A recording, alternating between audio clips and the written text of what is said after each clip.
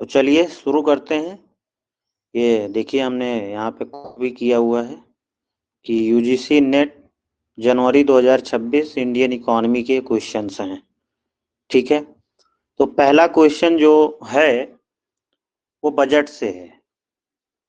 किससे है? बजट से। बजट 2025-26 2025-26 के बजट से क्वेश्चन है।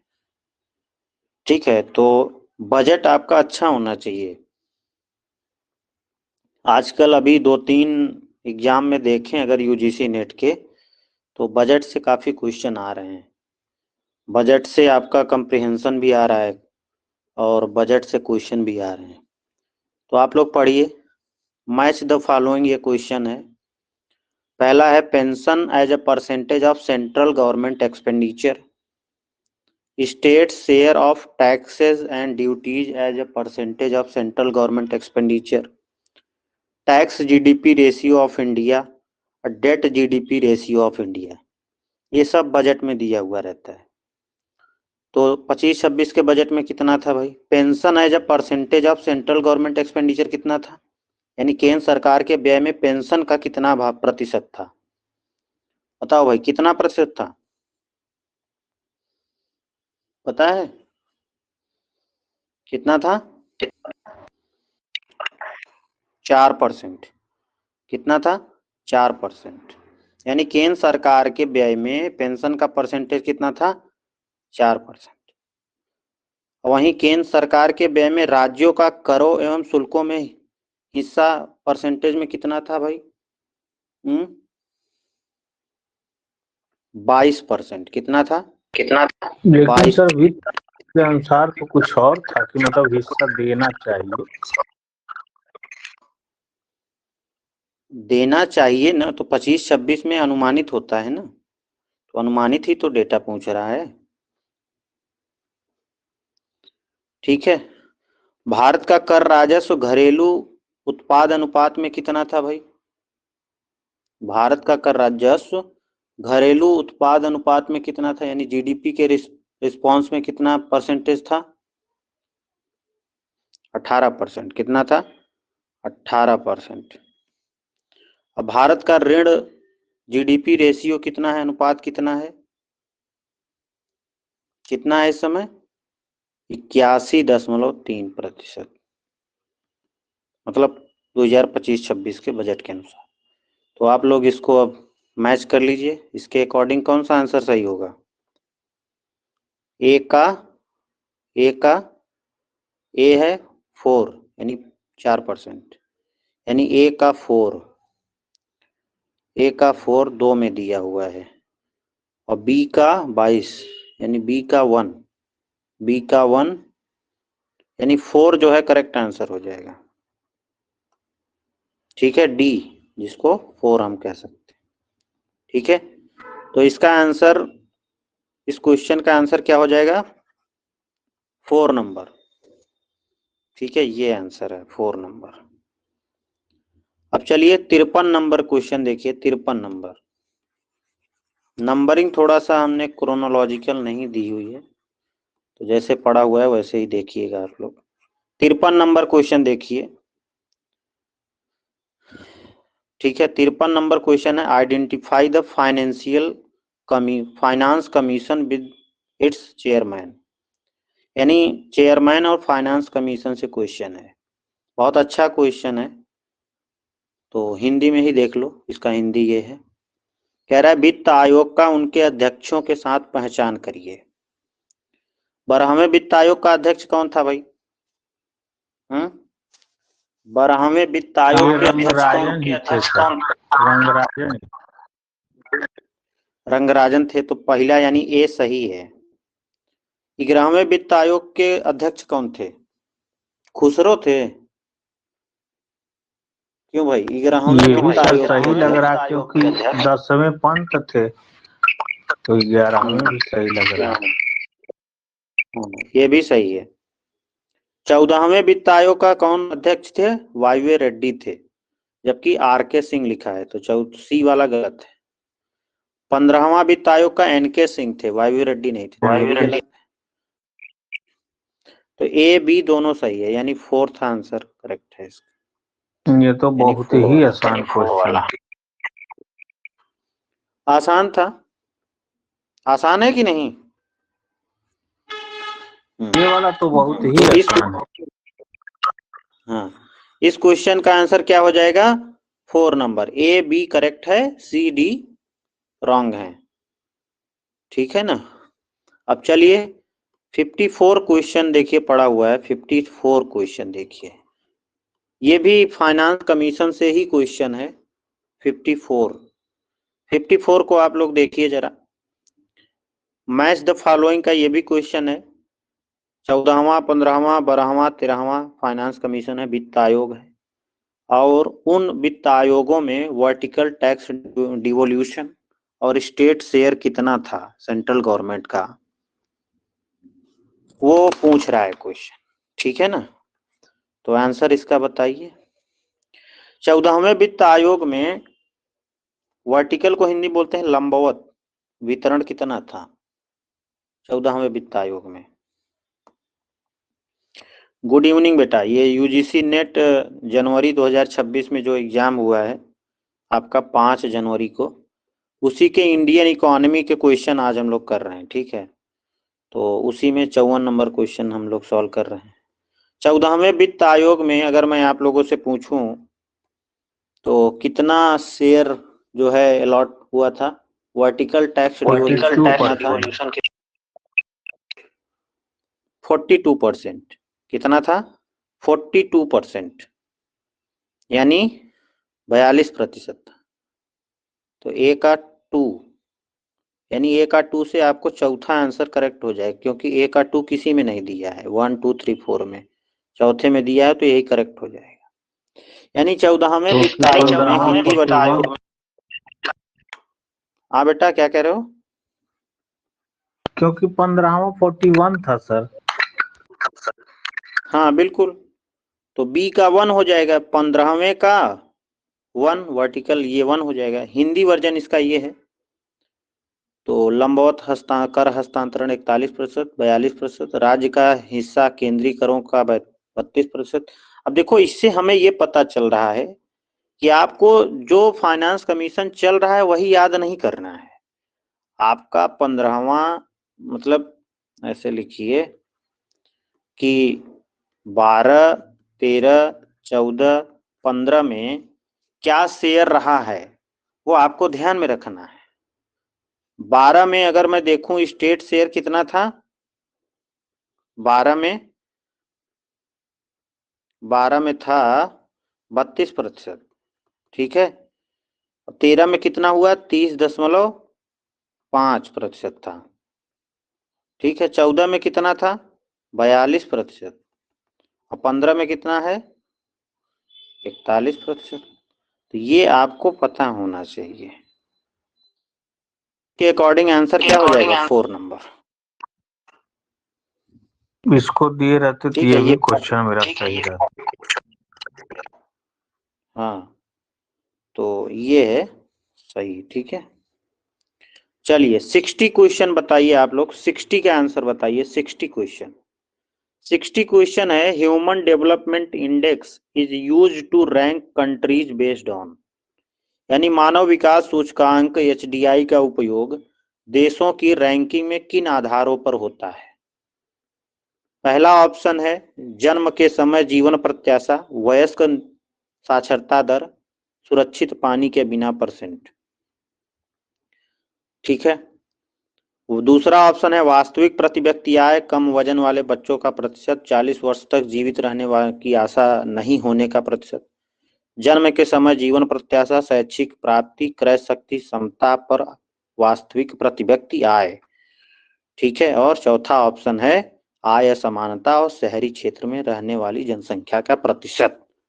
तो जो ह्यूमन डेवलपमेंट इंडेक्स है, सभी कंट्रियों का जो रैंक निर्धारित होता है वो 3 सूचक के आधार पर होता है। 3 सूचक HDI के कौन कौन से हैं? जन्म के समय जीवन प्रत्याशा पहला, शैक्षिक प्राप्ति एजुकेशन इंडेक्स, और तीसरा है PPP पर आधारित वास्तविक प्रति व्यक्ति आय। तीनों इंडिकेटर इसमें आ गए हैं, तो इसका आंसर क्या हो जाएगा? 3rd। ठीक है, यानी life expectancy at birth, educational attainment and real per capita income eight PPP। समझ में आया? तो 60 क्वेश्चन का क्या आंसर हो जाएगा? थर्ड। क्लियर है? जी सर, बोलो ये भाई। तो बहुत ही आसान पेपर पूछा था सर। हाँ, आसान क्वेश्चन आया था। 72 क्वेश्चन देखिए, रैंक में वाइज दिया हुआ है।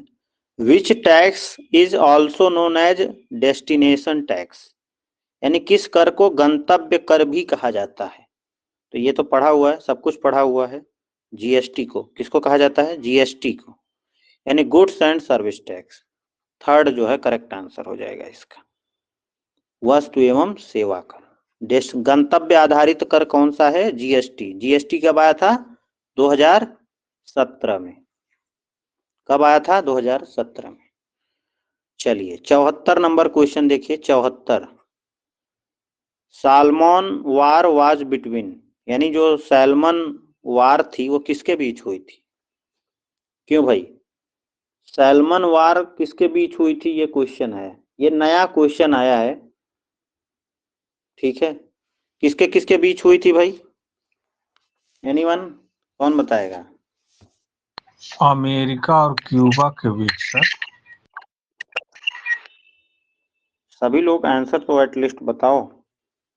जया, तुमने भी पेपर दिया था कि नहीं?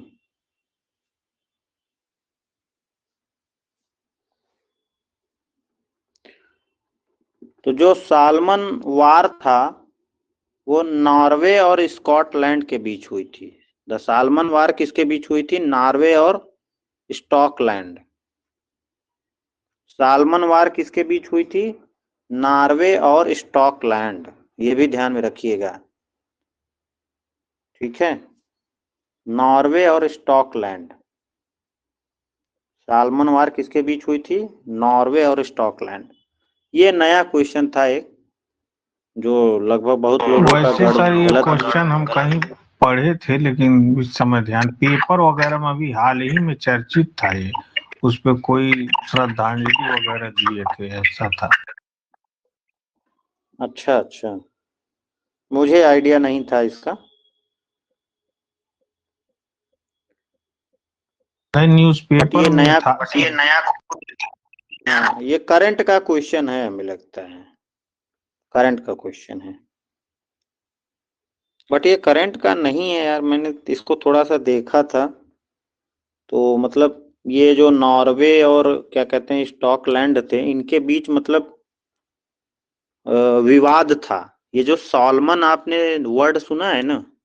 मैं मतलब जब क्वेश्चन बना रहा था, ये इंडियन इकोनॉमी का अलग क्वेश्चन कर रहा था, तो ये जो क्या कहते हैं सैल्मन शब्द है, ये कहीं ना कहीं मछली, सैल्मन मछली, ठीक है, एक होती है, उसको लेकर उनके जो नॉर्वे और स्कॉटलैंड थे उनके बीच विवाद था। जो सैल्मन मछली थी उनका भाई प्रोडक्शन या कुछ को लेकर के विवाद था दोनों देशों में, तो उनके बीच वार हुई। द सैल्मन वार इसीलिए कहा गया क्योंकि वो मछली के लिए हुई थी। वो सर जानते हैं 10% जो जीएसटी लगाने की बात हुई थी, उसी में ये सब भी आ रहे थे, तो वही वहां का दिखाया था पेपर में कि हाँ इन दोनों में इसके लिए वार भी हो चुका है। हाँ बिल्कुल। तो अब देखो, लोगों से पूछूं ना, जैसे क्या है, द सैल्मन वार नॉर्वे और स्कॉटलैंड सैल्मन फिश के लिए हुई थी, लेकिन ये तीनों ऑप्शन भी कहीं ना कहीं इंडिकेट करते हैं। जो फ्रांस और यूके हैं, इनके बीच भी मतलब एक वार हुई थी, वो भी मछली के ही लिए हुई थी, लेकिन कोड वार वहां था। यहाँ पर कोड वार हुई थी, कोड वार, ठीक है? सैल्मन वार नहीं हुई थी यहाँ पे, फ्रांस और यूके की कोड वार हुई थी, ठीक है ना? तो इसका आंसर क्या हो जाएगा? थर्ड। इसका आंसर क्या है? थर्ड। समझ में आया कि नहीं भाई? क्लियर है? द सैल्मन वार किसके बीच थी? नॉर्वे और चलिए 82 क्वेश्चन देखिए। 82, 82 क्वेश्चन देखिए, 82। Arrange the chronological order. अब देखो यहाँ पे क्रोनोलॉजिकल ऑर्डर पूछा हुआ है डिफरेंट कमिटीज का, तो जरा आप लोग बताइए।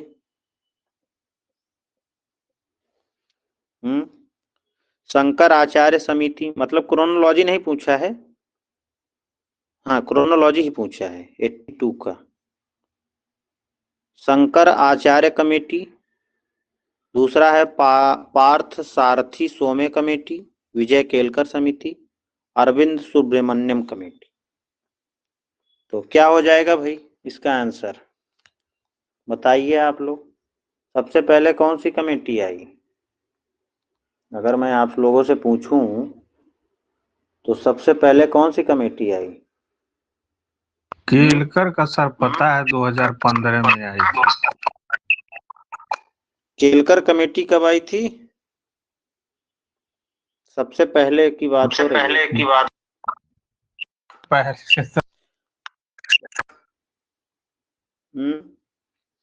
पहली बात तो ये जान लीजिए, ये जो Shankar Acharya committee on shifting financial year, ये रिसेंटली आई है। अभी हाल ही में आप लोगों ने देखा होगा वित्त वर्ष को शिफ्ट करने के लिए मतलब चर्चा चल रही है सरकार में। तो शंकर आचार्य समिति वित्त वर्ष हस्तांतरण पर आई है, ये 2016 में आई। कब आई? 2016 में। ये कब आई? 2022 से 23 जो करना चाह रहे हैं सर। हाँ, वो आधार वर्ष है जो अभी आप बात कर रहे हो ना, वो आधार वर्ष। वित्त वर्ष को मतलब हस्तांतरित करने के लिए भी कमेटी गठित की गई है, शंकर आचार्य कमेटी 2016 में ये आई थी। ठीक है। पारस सारथी सोमे कमेटी कब आई थी? ये 2012 में आई थी। कब आई थी? 2012 में। ठीक है। और अरविंद सुब्रमण्यम कमेटी 2015 में आई थी, 2015। अब विजय केलकर कमेटी 2002 में आई थी। कर सुधार वाली विजय केलकर कमेटी 2002 में आई थी, ये ध्यान में रखिएगा आप लोग। तो अब आप लोग मिला लीजिए। सबसे पहले सी दो ऑप्शन है, 2 और 3। तो सी के बाद 2002 के बाद 2012, सी बी यानी थर्ड आंसर करेक्ट है इसका। थर्ड आंसर करेक्ट है, CBDA। देखो सब बन रहा है CBDA, और यही नेट की आंसर की में भी दिया हुआ है CBDA। तो 82 का 3 आंसर करेक्ट है। समझ में आया ना? वित्त वर्ष स्थानांतरण का क्या मतलब?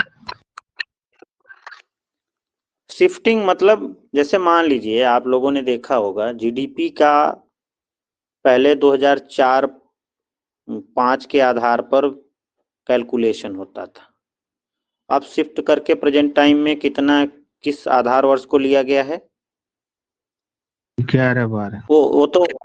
वो तो आधार वर्ष की। फाइनेंशियल ईयर शिफ्टिंग का मतलब ये है कि फाइनेंशियल ईयर को परिवर्तित कर रहे हैं। जैसे फाइनेंशियल ईयर पहले क्या होता था? पहले क्या था? 1 अप्रैल से 31 मार्च था फाइनेंशियल ईयर शायद। ठीक है, पहले। अब कितना है फाइनेंशियल ईयर, कोई बताएगा?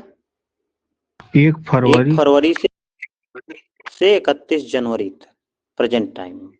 तो शिफ्ट हो गया ना, इसीलिए 2016 में शंकर आचार्य समिति आई थी, उन्होंने रिकमेंडेशन दिया था, इसलिए शिफ्टिंग हो गया। अब उनकी बात पर हुआ है कि किसी और पे हुआ है, तो शिफ्टिंग इससे संबंधित है। ठीक है ना? तो कुल मिला के ये ध्यान रखिएगा। तो CBDA यानी थर्ड जो है करेक्ट इसका आंसर है। चलिए 85 क्वेश्चन देखिए। 85 क्वेश्चन देखिए। 85 क्वेश्चन कह रहा है, कथनात्मक क्वेश्चन है। Green revolution increased production of fire cereals due to HIV fertilisers. हरित क्रांति ने उच्च उपज किस्मों उर्वरकों के कारण उत्तम अनाजों का उत्पादन बढ़ाया था। बिल्कुल सही बात है, तो पहला स्टेटमेंट सही है। दूसरा, हरित क्रांति के कारण मोटे अनाजों का उत्पादन घटा था। बिल्कुल सही है। मोटे अनाज मतलब जो कोर सीरियल थे उनका उत्पादन घटा था। दलहन, तिलहन, इन सब का उत्पादन घटा था। ठीक है, तो ये भी सही है। तो बोथ स्टेटमेंट करेक्ट है, यानी दोनों सही है, यानी 1 is the correct answer. 90 question देखिए, identify correct statement regarding the MNREGA. MNREGA के संबंध में सही कथन पहचानिए। राष्ट्रीय सलाहकार परिषद एनएसी का मसौदा 120 दिनों के काम की गारंटी। क्या मनरेगा 120 दिनों की गारंटी देता है क्या भाई? कितने दिनों की गारंटी देता है मनरेगा? एनीवन?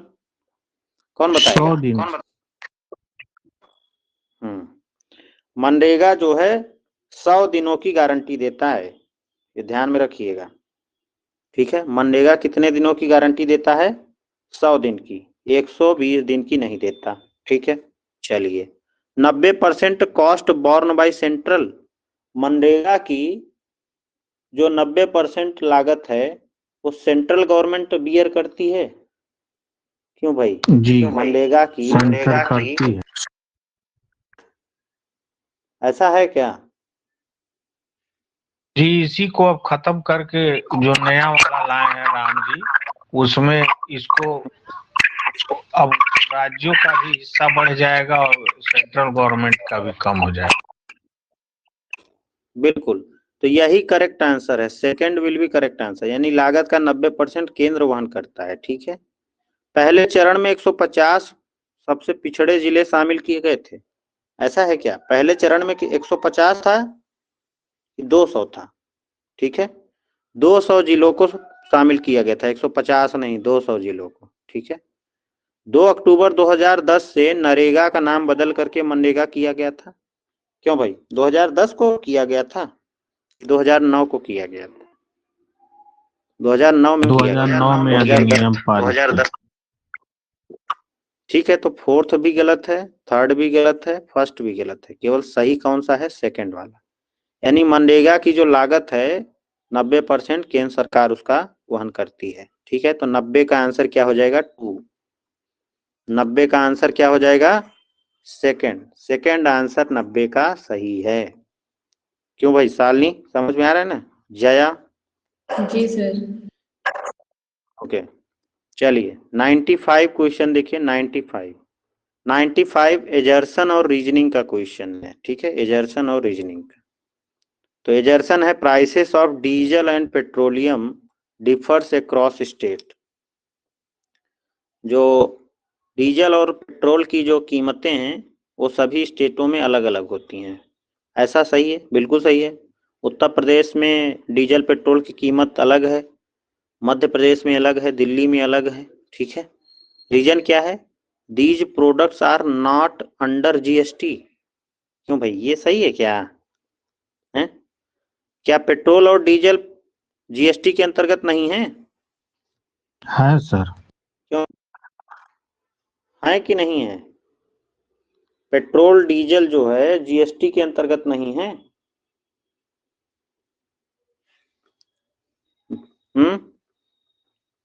तो इसका क्या दिया है? दीज आर नॉट, बिल्कुल। तो रीजन भी सही है।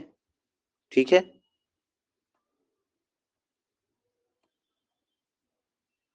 रीजन भी सही है। पेट्रोल और डीजल जो है जीएसटी के अंतर्गत नहीं शामिल किए गए हैं। ठीक है, पेट्रोल और डीजल जो है जीएसटी के अंतर्गत नहीं शामिल है, ये ध्यान में रखिएगा आप लोग।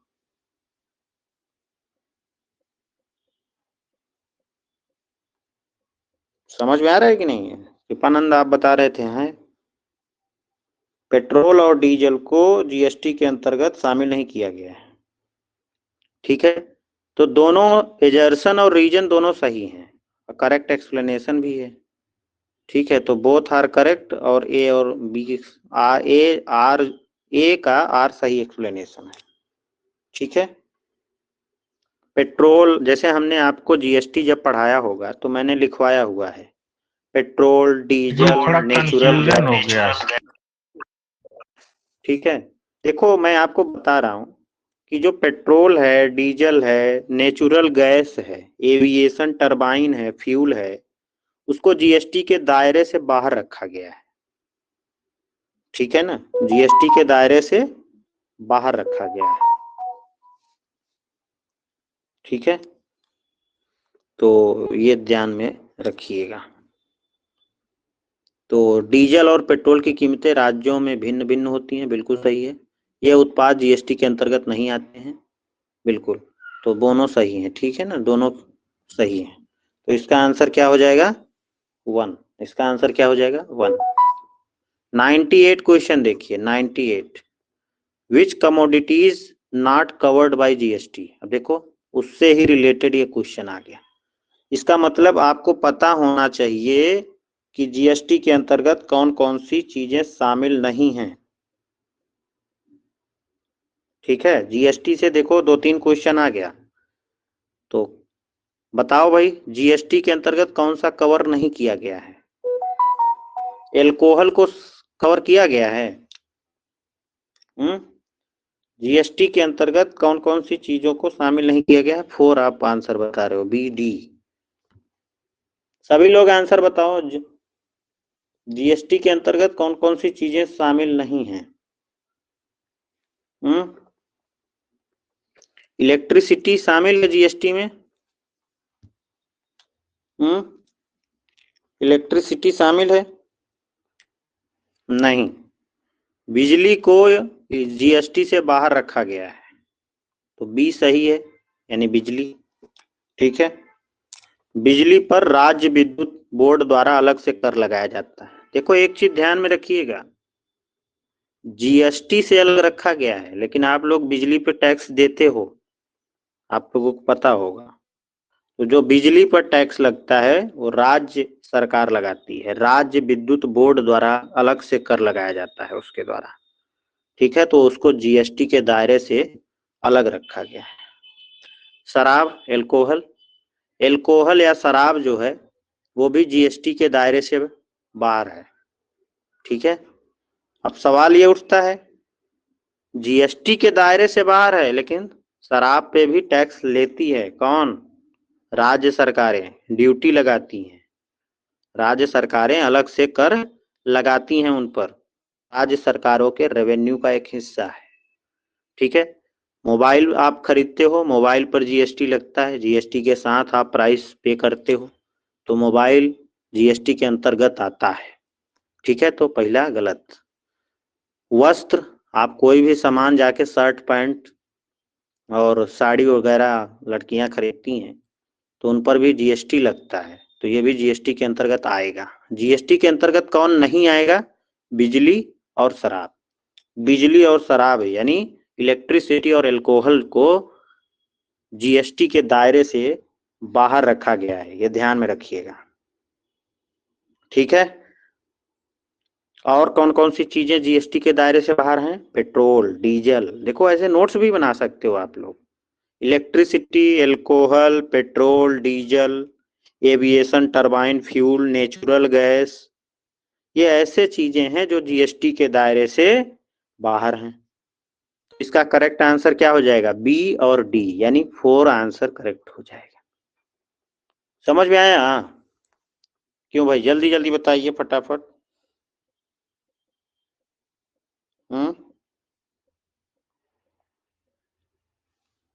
बोलो भाई, सभी को क्लियर है? चलिए आगे बढ़ते हैं। 100 क्वेश्चन देखिए, 100 नंबर क्वेश्चन। 100 नंबर क्वेश्चन है, बढ़ा हुआ राजकोषीय घाटा किसकी ओर ले जाता है? अगर सरकार का राजकोषीय घाटा फिस्कल डेफिसिट बढ़ जाए तो अर्थव्यवस्था को किसकी ओर ले जाता है? सरकारी व्यय में वृद्धि होती है। घाटा अगर बढ़ जाए सरकार का तो सरकारी खर्च में वृद्धि होती है। क्यों भाई, ऐसा है क्या? बिल्कुल है, सरकारी खर्च बढ़ता है, तो ये तो सही है। घरेलू ब्याज दर में वृद्धि होती है। क्यों भाई, सरकार अगर खर्चा बढ़ाती है, घाटा सरकार का बढ़ता है, तो क्या राजकोषीय जो ब्याज दर होती है उसमें वृद्धि होती है? क्यों भाई, वृद्धि होती है? बिल्कुल होती है, यानी जो डोमेस्टिक रेट ऑफ इंटरेस्ट है वो बढ़ता है। हाँ, निजी निवेश में कमी होता है। क्यों भाई, निजी निवेश कमी होती है? बिल्कुल सही है, आप लोगों ने क्राउडिंग आगे आउट बढ़ेगा तो नीचे जी। हाँ, सार्वजनिक बचत में वृद्धि होती है। भाई खर्चा ज्यादा कर रहा है तो बचत में कहाँ से वृद्धि हो जाएगी, ये गलत है। तो 1 2 3 यानी ए बी सी सही है, ए बी सी यानी सेकंड आंसर करेक्ट हो जाएगा, सेकंड आंसर सही हो जाएगा इसका। चलिए 104 नंबर क्वेश्चन आ जाइए। 104 नंबर क्वेश्चन देखिए आप लोग। सेबी कैसी संस्था है? सेबी, सेबी एडवाइजरी संस्था है कि कैसी है? कि नियामक संवैधानिक संस्था। सेबी वैधानिक संस्था है, ठीक है। सेबी वैधानिक भी है और नियामक दोनों है, ठीक है। जबकि यहाँ सलाहकार, भाई सेबी सलाह नहीं देती है, सेबी जो है वैधानिक और रेगुलेटरी संस्था है, नियामक करती है, कैपिटल मार्केट को जो है रेगुलेट करती है सेबी। तो ए गलत है, ये गलत है। जीएसटी काउंसिल क्या है? वैधानिक निकाय है? नहीं है। जीएसटी परिषद जो है सलाहकारी निकाय है। जीएसटी कैसा है? सलाहकारी निकाय है। समझ में आया ना? जीएसटी परिषद कैसा है? सलाहकारी निकाय है, ठीक है। तो सर जो संविधान संशोधन हुआ था वो क्या था इसके लिए? क्या जीएसटी परिषद? जीएसटी परिषद भाई सलाह देती है, किन हाँ सर, वस्तुओं पर परिषद जीएसटी थी। लगना है और किन वस्तुओं पर जीएसटी नहीं लगना है।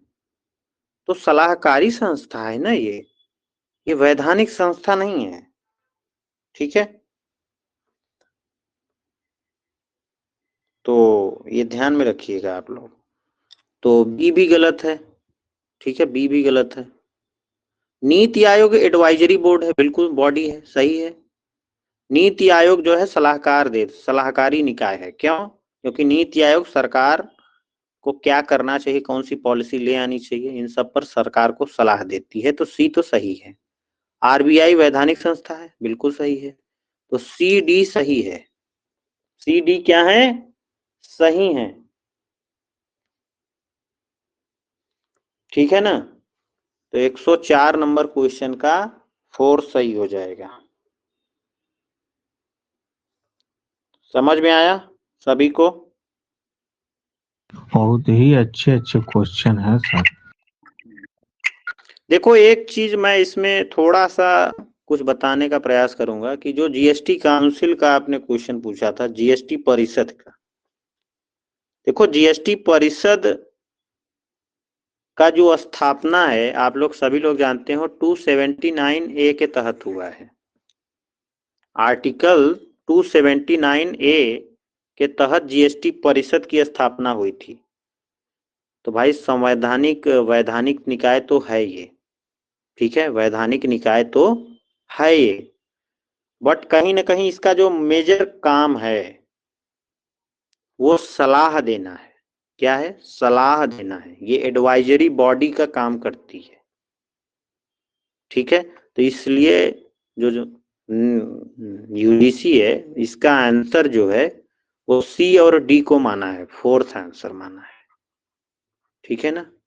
बी पार्शियली सही है बट पूरी तरह से नहीं सही है। स्टेट वैधानिक के साथ साथ सलाहकार भी लिखा होता तो सही हो जाता मेरे हिसाब से, ठीक है ना। जी सर, थोड़ा सा इसमें कंफ्यूजन था। हाँ, तो इसका करेक्ट आंसर क्या हो जाएगा? फोर्थ। देखो कभी कभी यूजीसी भी कुछ ऐसे क्वेश्चन बना देती है जिनसे बच्चे, अब इस क्वेश्चन में बहुत लोग जब से, अब क्या है कि अब बी सी डी तीनों एक तरह से सही है, अब बी सी डी कोई ऑप्शन ही नहीं है। अब भाई आरबीआई तो वैधानिक निकाय है, सभी लोग जानते हैं, नीति आयोग एडवाइजरी है, सभी जानते हैं। तो सी डी में किसी को कोई डाउट नहीं होगा, लेकिन सी डी के साथ कोई और ऑप्शन है भी नहीं ना। अब देखो बी डी है, बी डी भी सही है, अब थर्ड फोर्थ में से कोई सही होगा, लेकिन नीति आयोग एडवाइजरी है, इसको कैसे हटा सकते हो आप, ठीक है ना। तो इसलिए इसका फोर्थ आंसर ज्यादा एप्रोप्रिएट आंसर है। समझ में आया ना? जी सर। चलिए आगे बढ़ते हैं। 105 नंबर क्वेश्चन देखिए। 105 नंबर, गरीबी का हेड काउंट सूचकांक किस पर आधारित है? गरीबी का हेड काउंट जो रेशियो है, जो सूचकांक है, वो किस पर आधारित है? गरीबी रेखा से नीचे की संख्या वालों को हेड काउंट बोला जाता है। गरीबी रेखा से नीचे की औसत आय और गरीबी रेखा के बीच अनुपातिक अंतर, बॉटम बिलियन, आय की लंबवत असमानता। बताओ भाई, गरीबी का हेड काउंट और सूचकांक किस पर आधारित है? हमने आप लोगों को पढ़ाया हेड काउंट रेशियो या हेड काउंट अनुपात क्या होता है, इंडेक्स क्या होता है। गरीबी का सबसे सरल और प्रचलित माप है ये। गरीबी का सबसे सरल और प्रचलित माप है, यानी गरीबी रेखा से नीचे जीवन यापन करने वाले लोगों की संख्या या लोगों का अनुपात को मापता है ये। ठीक है, यानी गरीबी रेखा से नीचे लोगों की जो संख्या डिवाइडेड बाय कुल जनसंख्या इंटू 100, ये हेड काउंट रेशियो होता है या इंडेक्स होता है। यानी गरीबी रेखा से नीचे रहने वालों की संख्या कितनी है, that is the head count index. यानी फर्स्ट जो है करेक्ट आंसर है। समझ में आया? क्यों भाई? इसका तो हम लोग दूसरा लगा देते। दूसरा गलत है ना, गरीबी रेखा से नीचे की औसत आय, औसत आय बिल्कुल ये गलत है यार।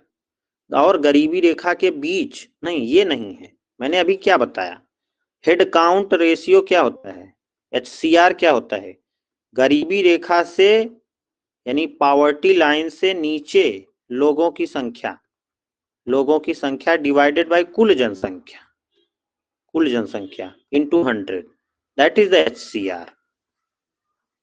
ठीक है ना, जो कि सेकंड वाले में कहीं से नहीं दिखता है डेफिनेशन। समझ में आया कि नहीं भाई? जल्दी जल्दी बताओ।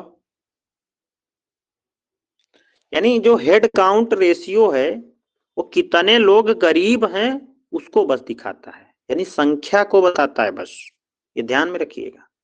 हेड काउंट का मतलब भी होता है सर कर्मचारियों की संख्या। बिल्कुल, गरीबों की संख्या।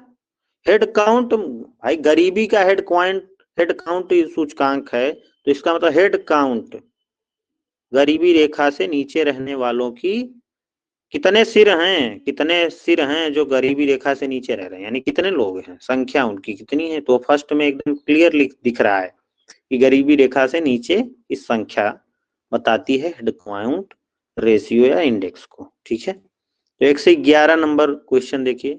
111 को देखते हैं। Which is not a function of SEBI, SEBI का कौन सा फंक्शन नहीं है पूछ रहा है। तो देखिए आप लोग, पहला है अंदरूनी व्यापार पर रोक लगाना।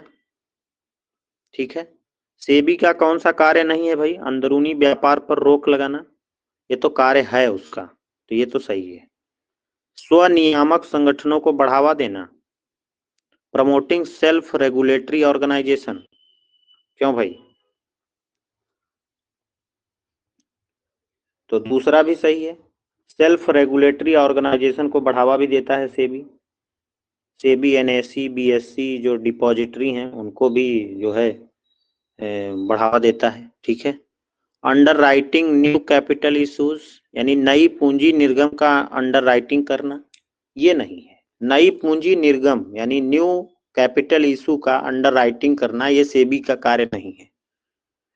ठीक है, ये सेबी का कार्य नहीं है। इतना ये पढ़ा किसका दिए कार्य? हैं आप, सब रट गया है क्वेश्चन। बिल्कुल, तो थर्ड जो है करेक्ट हो जाएगा। ठीक है, पोर्टफोलियो प्रबंधकों को विनियमित करना। देखो, जो सेबी है इसका ये भी कार्य करता है। सेबी पोर्टफोलियो जो प्रबंधक होते हैं, मैनेजर्स होते हैं, उनको रेगुलेट भी करता है। सेबी में अभी मैं आपको बताऊं 2020 में कुछ चेंजेज हुए, तो सेबी को ये भी कार्य दे दिया गया है, पोर्टफोलियो मैनेजरों को पंजीकृत और विनियमित करने का कार्य जो है सेबी ही करता है। तो इसका थर्ड आंसर करेक्ट है, जो कि सेबी का कार्य नहीं है पूछा है, तो यही करेक्ट हो जाएगा। ठीक है, और बाकी सर 1 to बाकी 4 लाखों लाखों इनके ऊपर, कंपनियों के ऊपर जो धोखाधड़ी करती हैं वो मतलब एक तरह से जुर्माना भी लगा देती है, इसको इतनी अथॉरिटी है। बिल्कुल बिल्कुल। देखिए एक चीज और आप लोग यहाँ पे ध्यान दिए, अंडर राइटिंग का मतलब क्या होता है? नई पूंजी निर्गम का अंडर राइटिंग करना। अंडर राइटिंग का अर्थ होता है नई जारी जो प्रतिभूतियां होती हैं, जो न्यू इशू सिक्योरिटीज होती हैं, उनको खरीदने की गारंटी देना। गारंटी नहीं देता सेबी। अंडर राइटिंग का मतलब होता है गारंटी देना, ताकि कंपनी को पूंजी मिल सके। ये काम नहीं करता सेबी। सेबी गारंटी नहीं देता, अंडर राइटिंग नहीं देता भाई। ठीक है, तो इसीलिए थर्ड ऑप्शन करेक्ट है, जो कि सेबी का कार्य नहीं है। समझ में आया सभी को? जया क्लियर है? शालिनी, कृपानंद जी, सभी को क्लियर है ना? जी सर। तो चलिए, अच्छे क्वेश्चन है, आप लोग अच्छे से अगर रिवाइज करोगे तो सब कुछ सही हो जाएगा। 113 नंबर क्वेश्चन देखिए, 113 नंबर क्वेश्चन कह रहा है identify correct types of treasury bills. यहाँ पे टाइप्स ऑफ ट्रेजरी बिल पूछा है। क्या पूछा है? टाइप्स ऑफ ट्रेजरी बिल, यानी कोषागार बिलों की सही प्रकारों को पहचानिए। देखो, कोषागार बिल, ट्रेजरी बिल को हिंदी में कोषागार बिल, ट्रेजरी बिल सब बोलते हैं। ठीक है, तो अब ट्रेजरी बिल के प्रकार पूछ रहा है। समायोजित मूल्य नीलामी, एक समान मूल्य नीलामी, बहुमूल्य नीलामी, पुनः समायोजित मूल्य नीलामी। तो ट्रेजरी बिल या कोषागार के कौन कौन से प्रकार होते हैं? ठीक है, ये आप लोग बताइए जरा, इसका आंसर क्या हो जाएगा भाई?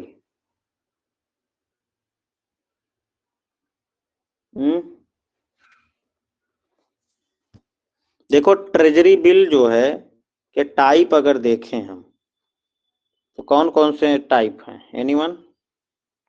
एडजस्टेड प्राइस ऑक्शन है, पहला है।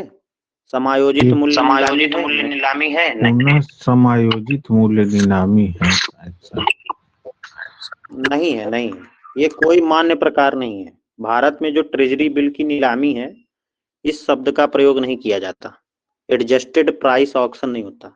अरे कीमत को समायोजित थोड़ी किया जाता है, उसमें जो कीमत निर्धारित होती है उसी में नीलामी होती है। ठीक है, तो एडजस्टमेंट का कोई शब्द नहीं है ट्रेजरी बिल में, तो ये तो गलत है। ठीक है, बी, एक समान मूल्य नीलामी होती है, एकदम करेक्ट है। ये यूनिफॉर्म प्राइस ऑक्शन होता है ट्रेजरी बिल में, तो ये तो एक प्रकार है।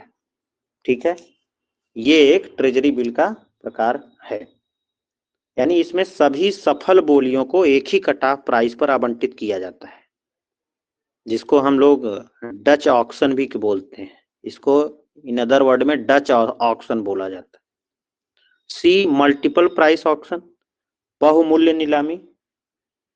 बहुमूल्य नीलामी क्यों भाई? मल्टीपल ऑक्शन होता है, बिल्कुल होता है, तो सी भी सही है, यानी बहुमूल्य नीलामी भी होती है, ये भी प्रकार है। यानी इसमें प्रत्येक सफल जो बोली करता होते हैं, अपनी बोली के मूल्य को पर आवंटित मिलता है उनको। ठीक है ना, तो बहुमूल्य नीलामी भी होती है, तो ये भी एक प्रकार है। री एडजस्टेड प्राइस, एडजस्टेड होता ही नहीं, तो ए और डी अपने आप गलत हो जाते हैं। बचा बी सी, तो बी सी सही हो जाएगा, तो इसका आंसर क्या हो जाएगा? बी सी, यानी सेकंड ऑप्शन करेक्ट है इसका। समझ में आया? क्यों भाई, क्लियर है? जी सर। हाँ, देखो एक चीज हमेशा ध्यान में रखो, जो भारत में जो ट्रेजरी बिल है, उसमें प्रचलित जो ट्रेजरी बिल के प्रकार हैं वो दो ही हैं। एक कौन है? एक समान मूल्य और एक दूसरा है बहुमूल्य नीलामी। यही दो प्रकार के प्रचलित हैं। ठीक है, ये जो 91 दिन की ट्रेजरी बिल होती है, आप लोगों को मैं बताऊं, ये आमतौर पर ये जो एक समान मूल्य नीलामी से ही जारी किए जाते हैं। जो 91 दिन का जो ट्रेजरी बिल होते हैं, वो एक समान मूल्य नीलामी से ही जारी किए जाते हैं। बाकी जो आपका 182 दिन 364 दिन, ये मल्टीपल जो है बहुमूल्य नीलामी से जारी किए जाते हैं। ठीक है, समझ में आया ना? यानी जो 91 दिन का जो ट्रेजरी बिल है वो आपका एक समान वाला पर आधारित है, यानी जो एक समान मूल्य नीलामी है इसमें 91 दिन वाली ट्रेजरी बिल आएगी। ठीक है, अब बहुमूल्य नीलामी में 182 और 364 वाला आएगा। ठीक है, समझ में आया? तो जनरली जो है हमारे भारत में ये दो प्रकार की ट्रेजरी बिल्स पाई जाती है। ठीक है, जो एक समान मूल्य नीलामी होती है उसमें जोखिम कम होता है, कीमत निश्चित होती है। जो बहुमूल्य नीलामी होती है उसमें जोखिम अधिक होता है। ठीक है ना? तो चलिए आगे बढ़ते हैं। समझ में आया? क्यों भाई, क्लियर है? चलिए 115 नंबर क्वेश्चन देखिए। 115 नंबर क्वेश्चन। 115 नंबर में हिंदी में देखिए अभिकथन दिया हुआ है, घाटे की वित्त व्यवस्था क्राउडिंग आउट की ओर ले जाती है। क्यों भाई? घाटे की जो वित्त व्यवस्था होती है क्राउडिंग आउट की ओर ले जाती है क्या? जरा बताइए आप लोग। ये तो सही है सर। ये सही है बिल्कुल। जो घाटे की वित्त व्यवस्था होती है हम लोग पढ़े हैं। अब घाटा है तो इसका मतलब सरकार खर्चा बढ़ाएगी। सरकार जब खर्चा बढ़ाती है तो उसके वजह से क्राउडिंग आउट होता है। तो अभिकथन तो सही है, यानी government borrowing raises the bond prices, नहीं, deficit spending leads to crowding out. तो एजर्सन तो सही है, यानी घाटे की वित्त व्यवस्था क्राउडिंग आउट की ओर ले जाती है, बिल्कुल सही है। कारण दिया हुआ सरकारी उधार बॉन्ड की कीमतें बढ़ाती हैं और ब्याज दर कम करती हैं। ऐसा है क्या? अगर सरकार उधार लेती है तो सरकारी जो बॉन्ड होते हैं यानी बॉन्ड की कीमतें बढ़ जाती हैं और ब्याज दर कम हो जाता है। क्यों भाई, ऐसा है क्या? सही तो ये भी लग रहा सर। सही ये नहीं लग रहा है ना महाराज। कैसे सही लग रहा है? सरकार अगर खर्चा बढ़ाती है या उधार लेती है तो ब्याज दरें बढ़ती हैं कि घटती हैं?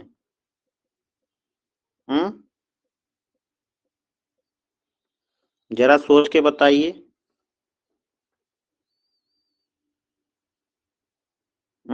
इसको सर हम सभी लोग सोच लिए कि जैसे वो कुछ अर्थशास्त्री थे कि सरकार जो भी मतलब खर्च करती है वो अनुत्पादक होते हैं।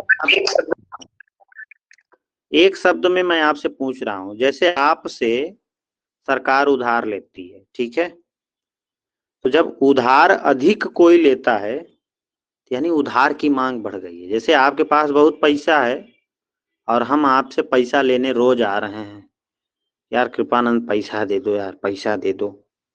अभी तो नहीं तो है उधार की मांग बढ़ जाए तो इसका मतलब ब्याज आप ज्यादा मांगोगे कि कम मांगोगे? भैया ब्याज लगेगा सर, बिना ब्याज के पैसा नहीं देंगे। अब हम 2-4 बार ज्यादा ब्याज दर बढ़ जाएगी ना। तो यहाँ पे क्या लिखा है? ब्याज दर कम है। तो गलत है ना, कारण गलत दिया हुआ है। तो अभिकथन तो सही है बट कारण गलत है। तो इसका मतलब ए सही है, आर गलत है, यानी थर्ड आंसर करेक्ट है। समझ में आया कि नहीं भाई? वैसे सर अगर इसका कारण भी सही रहता तो क्या होता?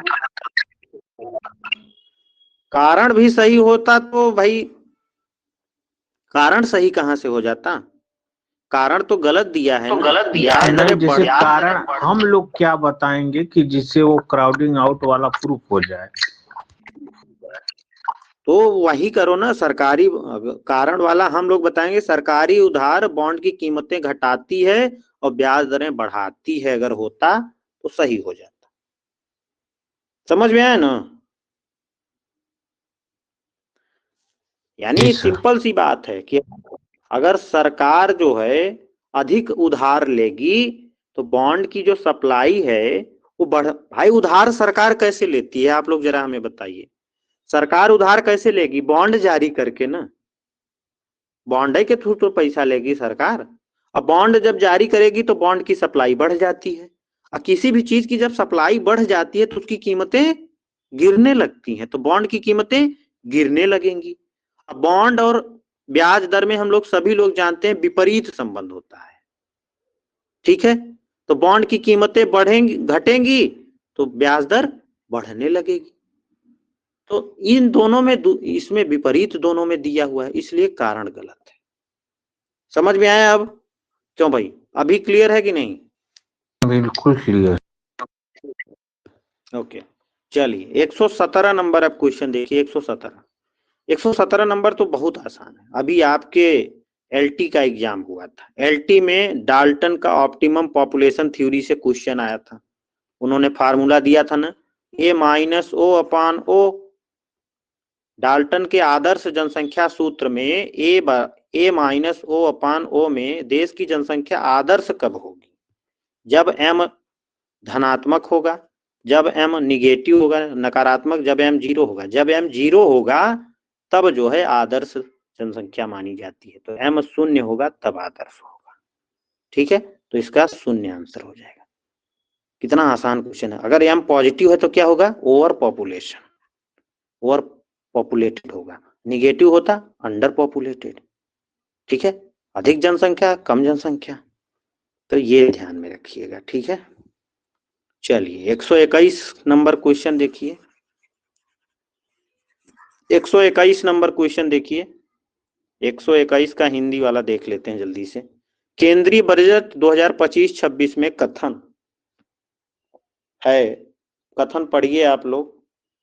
कथन ये है कि बीमा में एफडीआई सीमा 74 से बढ़ा करके 100% की गई। क्यों भाई, ऐसा है क्या? जी सर। हाँ बिल्कुल, केंद्रीय बजट 2025-26 में बीमा क्षेत्र में जो एफडीआई की जो सीमा थी वो 74% से 100% कर दी गई है। एकदम करेक्ट है ये जो है एकदम करेक्ट है। बीमा में एफडीआई सीमा 51% से 74%। भाई अगर ए करेक्ट है तो बी गलत हो जाएगा। क्यों भाई, ए अगर करेक्ट है तो बी गलत हो गया ना, क्योंकि दूसरा बी ही बीमा से ही संबंधित है। राज्य की निवेश मित्रता सूचकांक बनाया जाएगा, बिल्कुल सही है। 25-26 में राज्य की निवेश मित्रता सूचकांक बनाया जाएगा। राजकोषीय घाटा सकल घरेलू उत्पाद का 4.4% अनुमानित है 25-26 के बजट में, ये भी सही है। तो ए सी डी यानी सेकंड आंसर करेक्ट है, ठीक है। Second answer correct. चलिए 126 नंबर क्वेश्चन आ जाइए। 126, 5-6 क्वेश्चन और बचे हैं, जल्दी से कर लेते हैं। ओपेक दीर्घावधि में उच्च तेल कीमतों को बनाए रखने में विफल रहा। क्यों भाई, ओपेक जो लॉन्ग टर्म में क्या है कि उच्च तेल कीमतों को बनाए रखने में विफल रहा है। क्यों भाई, ऐसा है क्या?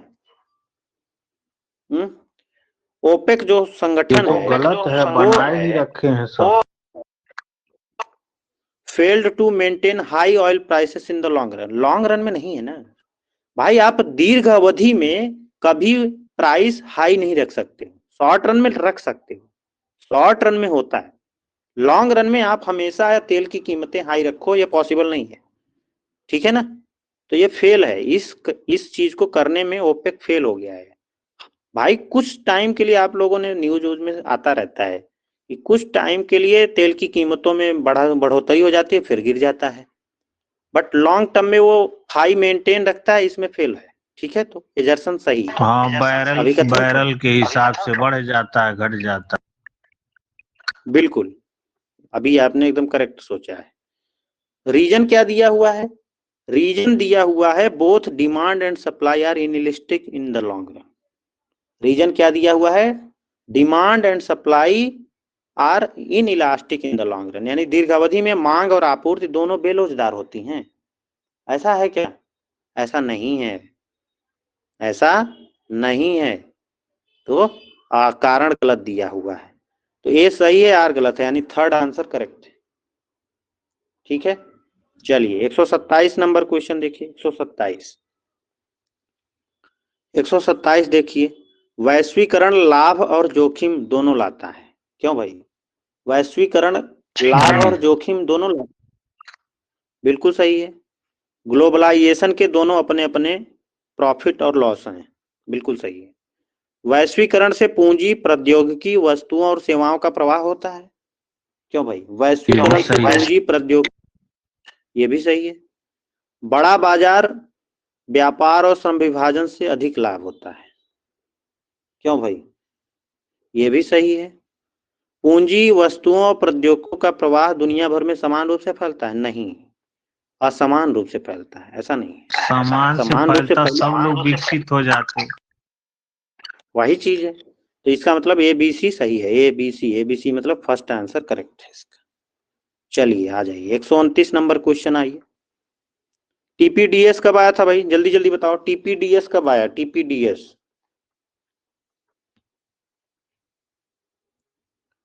TPDS कब आया?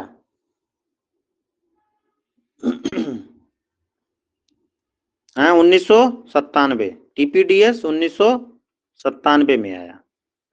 RPDS कब आया? यानी पुनर्गठित सार्वजनिक वितरण प्रणाली, RPDS 1992। ठीक है। RT एक्ट कब आया? राइट टू एजुकेशन एक्ट कब आया भाई? राइट टू एजुकेशन एक्ट 2009 में आया। ठीक है। NFSA act 2013। ठीक है। तो मिला लो, खटाक से आंसर आ जाएगा 129 का थर्ड आंसर करेक्ट हो जाएगा। ठीक है। चलिए आगे बढ़ते हैं। 136 क्वेश्चन आ जाइए। 136। अब इसमें पूछा है नरसिम्हम कमेटी फर्स्ट किसके लिए थी? नरसिम्हम कमेटी फर्स्ट किसके लिए थी भाई?